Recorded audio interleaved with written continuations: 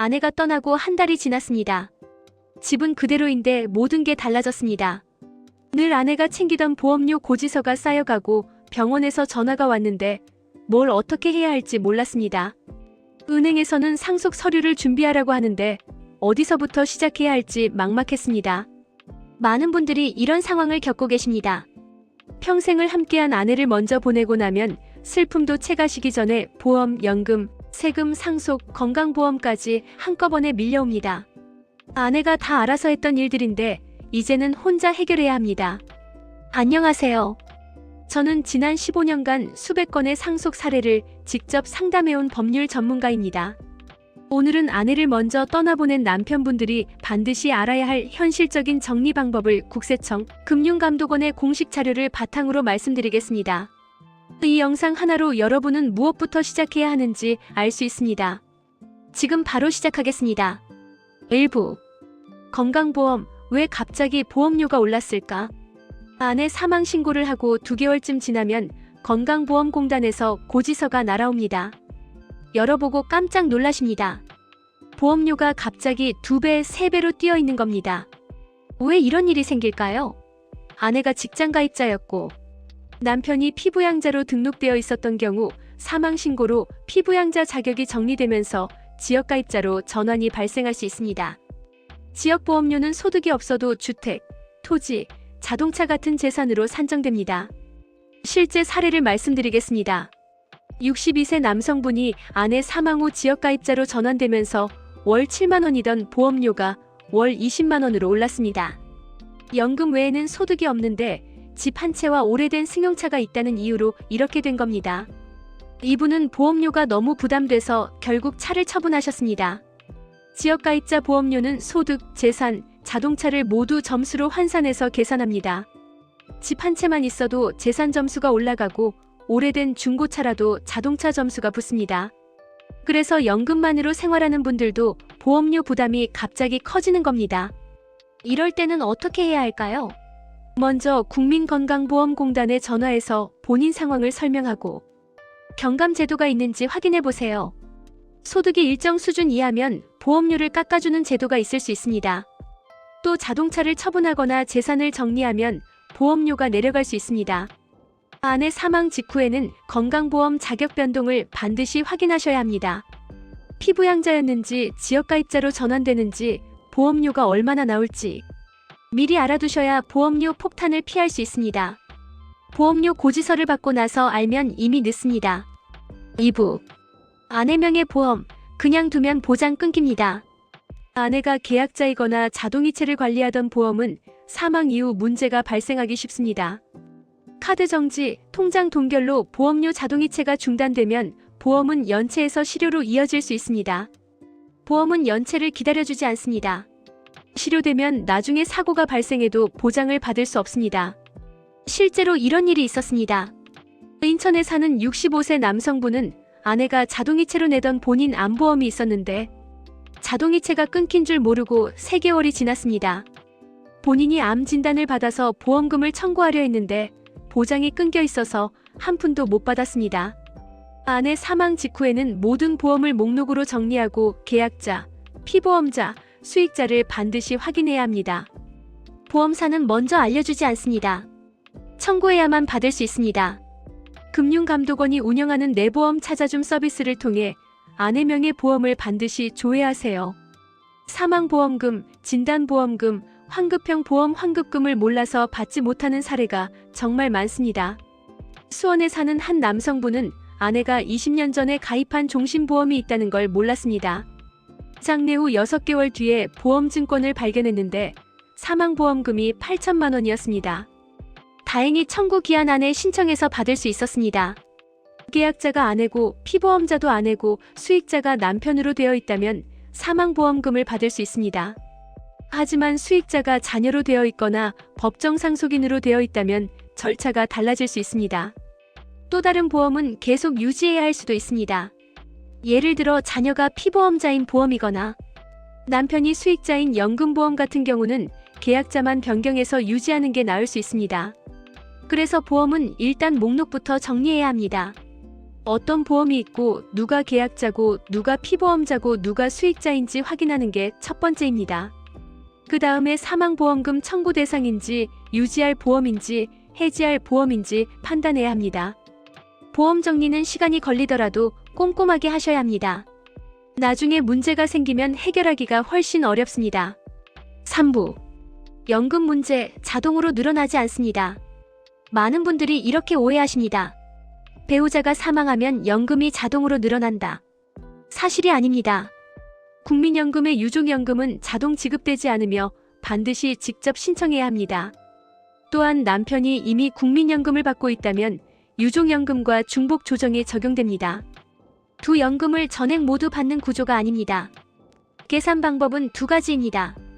첫 번째는 유족연금 전액에 본인 연금의 30%를 더하는 방법입니다. 두 번째는 본인 연금 전액에 유족연금의 30%를 더하는 방법입니다. 이 중에서 금액이 더 큰 쪽 하나만 선택하게 됩니다. 예를 들어볼게요. 남편이 국민연금 150만 원을 받고 있고 아내가 받던 연금 기준으로 유족연금이 100만 원이라면 어떻게 될까요? 첫 번째 방법은 유족연금 100만 원에 본인 연금 150만 원에 30%인 45만 원을 더해서 145만 원입니다. 두 번째 방법은 본인 연금 150만 원에 유족연금 100만 원에 30%인 30만 원을 더해서 180만 원입니다. 이 경우 180만 원을 받게 됩니다. 결국 본인 연금을 이미 받고 있다면 유족연금을 신청해도 생각만큼 크게 늘지 않는 경우가 많습니다. 이천에 사는 68세 남성분은 본인 연금이 170만 원이고 유족연금이 90만 원이었는데 중복 조정 후 받는 금액은 197만 원이었습니다. 27만 원만 늘어난 겁니다. 그래서 신청 시기와 선택에 따라 평생 받는 연금액이 달라질 수 있으므로 국민연금공단 상담은 필수입니다. 신청할 때 필요한 서류는 사망진단서 또는 사망이 기재된 기본증명서, 가족관계증명서는 상세 버전으로 받으셔야 하고요. 주민등록등본, 신청인 신분증, 그리고 연금을 받을 통장 사본입니다. 국민연금공단 지사를 방문하거나 온라인으로도 신청할 수 있고 처리 기간은 보통 30일 정도 걸립니다. 유족연금 신청은 사망 다음 달부터 가능하지만 소멸시효가 5년입니다. 이 기간이 지나면 못 받을 수도 있으니까 가능한 빨리 신청하는 게 좋습니다. 실제로 5년이 지나서 신청하려다가 못 받게 된 경우도 있습니다. 4부. 아내 명의 통장과 카드 언제 막힐까? 금융기관이 사망 사실을 인지하면 아내 명의 통장과 카드는 출금이나 결제가 제한될 수 있습니다. 공동통장이라 해도 상속인 확인 전까지는 거래가 막히는 경우가 많습니다. 평택에 사는 67세 남성분은 아내와 30년 동안 같이 쓰던 통장이었는데 아내가 돌아가시고 나니까 은행에서 상속인 전원의 동의서를 가져오라고 했습니다. 자녀들까지 도장을 받아야 했고 몇 달이 걸렸습니다. 그 사이에 생활비가 묶여서 정말 힘들었다고 하시더라고요. 특히 주의할 점은 사망 후 임의 인출입니다. 빚이 있는 경우 단 한 번의 인출로 상속을 자동으로 받아들이는 법정 단순 승인이 될 수 있습니다. 급하다고 아내 통장에서 돈을 함부로 빼면 안 됩니다. 장례비나 병원비가 급해도 마찬가지입니다. 안양에 사는 한 가족은 아버지가 장례비를 내려고 어머니 통장에서 300만 원을 인출했습니다. 나중에 빚이 더 많다는 걸 알고 상속 포기를 하려고 했는데 이미 법정 단순 승인으로 간주돼서 못하게 됐습니다. 결국 1천만 원 넘는 빚을 떠안게 됐습니다. 그럼 은행에서는 무슨 서류를 요구할까요? 제일 먼저 요구하는 게 세 가지입니다. 첫째는 내점하는 상속인의 신분증입니다. 둘째는 가족관계 증명서인데 상세 버전으로 받아야 합니다. 상속인 범위를 확인하기 위해서입니다. 셋째는 기본증명서로 사망 사실과 시기를 확인합니다. 경우에 따라 재적등본이나 위임장, 인감증명 같은 추가 서류가 더 붙을 수 있습니다. 아내 카드빚이 어디에 얼마나 있는지 모를 때는 여신금융협회에서 상속인 금융거래, 조회 서비스를 이용하면 됩니다. 더 편리한 방법은 주민센터나 정부24에서 안심상속 원스톱 서비스를 신청하는 겁니다. 사망신고를 할 때 함께 신청하면 고인 명의의 예금, 보험, 증권은 물론이고 토지, 자동차, 세금 체납 내역까지 한 번에 조회해서 결과를 알려줍니다. 신청 기한은 사망일이 속한 달의 말일부터 1년 이내입니다. 조회 결과는 약 2주 정도 소요됩니다. 이거 꼭 신청하세요. 숨어있는 빚이나 재산을 찾는데 정말 유용합니다. 이천에 사는 한 남성분은 이 조회로 아내가 세계은행에 숨겨둔 통장을 발견했습니다. 총 5천만 원이 있었는데 모르고 있었던 겁니다. 5부. 상속 자동이 아닙니다. 상속은 신청하지 않아도 되는 것처럼 보이지만 실제로는 결정해야 하는 절차입니다. 상속인 확정, 상속 포기 또는 한정 승인, 기한은 사망 사실을 안 날로부터 3개월 이내입니다. 배우자는 언제나 상속의 중심에 있습니다. 자식이 있어도 부모가 있어도 배우자는 항상 공동상속인이 됩니다. 민법 제10조에 따르면 첫 번째 순위는 직계비속과 배우자입니다. 자녀가 있으면 자녀와 배우자가 함께 상속받습니다. 자녀가 없으면 직계존속인 부모와 배우자가 함께 상속받습니다. 여기서 중요한 게 연대 납부 책임입니다. 상속인은 각자 받은 재산 한도 내에서 연대 책임을 집니다. 형제 중 한 명이 상속세를 안 내면 다른 상속인에게 추징이 올 수 있습니다. 이게 현실에서 가장 문제되는 부분입니다. 화성에 사는 한 가족은 형제 중 막내가 상속세를 안 냈습니다. 그런데 세무서에서 큰형에게 추징 고지서가 날아왔습니다. 막내 몫까지 대신 내라는 겁니다. 결국 큰형이 먼저 내고 나중에 막내한테 받으려고 했는데 막내는 돈이 없다고 버텼습니다. 가족 간의 법적 분쟁까지 갔습니다. 또 하나 중요한 게 있습니다. 사망 전 증여는 다시 합산됩니다. 상속인에게 사망 전 10년 이내에 증여한 재산은 상속 재산에 합산됩니다.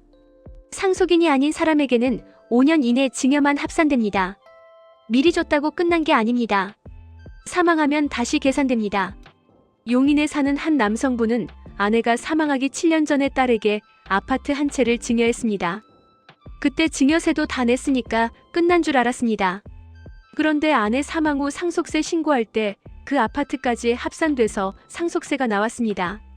증여세 낸 것과 별개로 상속세까지 내야 했던 겁니다. 상속세 신고는 사망일이 속한 달의 말일부터 6개월 이내에 해야 합니다. 해외 거주 같은 특별한 사유가 있으면 9개월까지 연장됩니다. 이 기한을 넘기면 가산세가 붙습니다.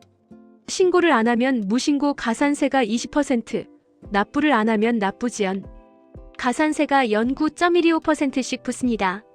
1억짜리 세금을 1년 늦게 내면 가산세만 1,000만 원이 넘게 나오는 겁니다. 빚이 있는지 모르는 상태에서 재산에 손 떼는 순간 모든 채무를 떠안게 될 수 있습니다. 그래서 안심상속 원스톱으로 빨리 재산과 채무를 파악하는 게 중요한 겁니다. 6부. 아내 명의 집과 땅 급하게 바꾸면 세금 폭탄. 아내 사망 직후 집이나 땅 명의를 급하게 변경하는 경우가 많습니다. 하지만 절차 없이 명의를 넘기면 상속이 아니라 증여로 판단될 수 있고 증여세가 발생할 수 있습니다. 용인에 사는 70대 남성분은 아내가 돌아가시고 3일 만에 자식들이 모여서 집을 큰아들 명의로 바꾸기로 결정했습니다. 그게 편할 거라고 생각했대요. 그런데 6개월 뒤에 세무서에서 증여세 고지서가 날아왔습니다. 3천만 원이 넘는 금액이었습니다. 상속 절차를 밟았으면 안 낼 세금을 낸 겁니다. 집과 토지는 가장 늦게 결정해야 할 문제입니다. 급할수록 보류가 원칙입니다. 상속세 신고와 납부 같은 기한이 있는 것부터 잡아야 합니다. 집을 당장 팔아야 할까요? 사별 직후 집을 보면 여러 감정이 동시에 옵니다. 너무 큰 집에 혼자 못 살겠다. 관리비가 너무 세다. 그냥 빨리 팔고 작은 집으로 가야겠다. 이런 생각이 드는 게 당연합니다. 하지만 여기서 중요한 건 팔지 말라는 게 아니라 언제 파느냐에 따라 세금이 달라질 수 있다는 겁니다. 상속주택은 바로 팔아야만 하는 집이 아닙니다. 시간을 어떻게 쓰느냐에 따라 결과가 달라지는 구간이 있습니다. 예를 들어 1세대 1주택 비과세 요건이 있습니다. 상속받은 집에서 일정 기간 거주하고 보유기간 요건을 충족하면 양도소득세를 안 낼 수도 있습니다. 이런 걸 모르고 급하게 팔면 수천만 원의 세금을 더 낼 수도 있습니다. 성급한 결정보다 기준 확인이 먼저입니다. 집을 팔 계획이 있어도 먼저 기한과 세금과 등기 기준부터 잡으셔야 합니다. 7부. 재혼을 생각한다면 이것만은 꼭 알아두세요. 아내를 떠나보내고 혼자 사는 외로움을 견디기 힘들 때 재혼을 생각하시는 분들이 계십니다. 재혼 자체는 개인의 선택이지만 재산과 연금 문제는 반드시 미리 알고 결정하셔야 합니다. 첫째, 유족연금이 중단될 수 있습니다. 국민연금 유족연금을 받고 있는 상태에서 재혼하면 유족연금 수급 자격이 상실될 수 있습니다. 매월 100만 원씩 받던 유족연금이 재혼과 동시에 끊기는 겁니다. 평생 받을 수 있었던 연금을 포기하는 셈입니다. 안산에 사는 66세 남성분은 유족연금 월 90만 원을 받고 있었는데 재혼을 하면서 유족연금이 중단됐습니다. 본인 연금 150만 원만 남았고 생활비가 빠듯해졌습니다. 재혼 전에 이 사실을 미리 알았으면 다른 선택을 했을 텐데 라고 말씀하시더라고요. 둘째, 재혼 후 사망하면 상속 구조가 완전히 바뀝니다. 첫 번째 아내와의 자녀와 두 번째 아내가 공동 상속인이 됩니다. 재산 분쟁이 생길 가능성이 매우 높습니다. 부천에 사는 한 가족은 아버지가 재혼하신 후 돌아가셨는데 전처 자녀들과 후처 사이에 상속 분쟁이 3년 넘게 이어졌습니다. 집 한 채를 놓고 법정 싸움을 하면서 가족 관계가 완전히 깨졌습니다. 셋째, 사전 증여나 유언이 필요합니다. 재혼 전에 자녀들에게 재산을 미리 정리해주거나 유언장을 명확히 작성해두는 게 좋습니다. 그래야 나중에 분쟁을 막을 수 있습니다. 넷째, 재혼 상대방의 재산 상태도 확인해야 합니다. 상대방에게 빚이 있거나 자녀와의 금전 분쟁이 있다면 재혼 후 본인에게 영향이 올 수 있습니다. 재혼은 외로움을 달래는 방법이 될 수 있지만 경제적 문제는 감정과 별개입니다. 자녀들과도 충분히 대화하고 법률 전문가와 상담한 후에 결정하시는 게 좋습니다. 7부. 회사에서 주는 돈, 세금이 갈립니다. 아내가 직장에 다니다가 사망한 경우 회사에서 유족에게 돈을 주는 경우가 있습니다. 이때 세금이 어떻게 되는지 아는 게 중요합니다. 업무 관련 사망으로 인한 배상금이나 보상금, 위자금은 비과세입니다. 산업재해보상보험법에 따라 받는 유족급여나 장의비도 비과세입니다. 하지만 업무와 관련 없이 사망한 경우 회사에서 주는 위로금은 과세될 수 있습니다. 지급 규정이나 노사합의가 있으면 퇴직소득으로 보고 그렇지 않으면 근로소득으로 볼 수 있습니다. 자녀 학자금을 일정 기간 지급하는 경우도 있는데 이건 근로소득이나 퇴직소득이 아닐 수 있다는 해석도 있지만 국세청 유권 해석을 받는 게 정확합니다. 사내근로복지기금에서 주는 사망위로금은 증여세 과세 대상이라는 판례가 있습니다. 같은 위로금인데 누가 주느냐에 따라 세금이 완전히 달라지는 겁니다. 마무리. 아내를 먼저 보내고 혼자 남은 삶은 누구에게나 힘든 시간입니다. 슬픔도 채 가시기 전에 보험, 연금, 세금, 상속까지 한꺼번에 밀려오면 어디서부터 손을 대야 할지 막막합니다. 하지만 오늘 말씀드린 것처럼 하나씩 순서대로 정리하면 늦지 않습니다. 건강보험 자격 변동을 확인하고 보험 목록을 정리하고 유족연금을 신청하고 안심상속 원스톱 서비스로 재산과 채무를 파악하고 상속 절차를 밟으면 됩니다. 혼자 고민하지 마시고 전문가의 도움을 받으세요. 국민연금공단, 금융감독원, 국민건강보험공단, 세무사, 변호사가 여러분을 도와줄 수 있습니다. 이 영상이 도움이 되셨다면 구독과 좋아요 부탁드립니다. 댓글로 궁금하신 점을 남겨주시면 답변 드리겠습니다. 아내 없는 삶이 외롭고 힘들겠지만 여러분은 혼자가 아닙니다. 조금씩 천천히 나아가시길 바랍니다. 여러분의 남은 삶이 조금 더 안정되고 평안하기를 바랍니다. 지금까지 법률 전문가였습니다. 감사합니다.